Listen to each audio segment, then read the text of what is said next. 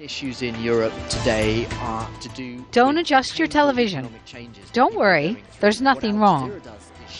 John Thompson just prefers to watch television in black and white. Somehow it has a more importance to it. It seems less trivial as there's more and more channels to settle down and watch a vintage black and white television. Seems as if you're doing something special. John isn't alone. More than 13,000 people in Britain are tuning in black and white. In Britain, you must pay a television tax. The money goes to pay for the state broadcaster. So a black and white television like this, you'd have a license that would cost $78 versus $230 for color.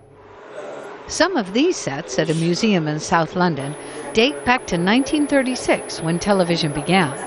But there were only a handful of sets, so expensive only the rich could watch, and that could be dangerous. Well, a lot of the early televisions did catch fire, because quite often the TV was sort of on a table in the window, near the curtains.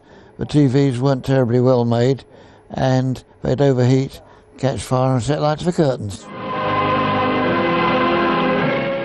Most people were content with their radios until the coronation of Queen Elizabeth II in 1953, which historians say really kicked off the television craze. Color arrived in the 60s, and most of the world has never looked back. Martin Allen is one man who doesn't want to forget the early days of television. As analogue TV is closing down all over the world, we are determined as a group that what has gone before should not be lost and forgotten. Martin and fellow enthusiasts are trying to get the old gear up and running, with the goal of one day, once again, broadcasting in black and white. Jessica Baldwin, Al Jazeera, London.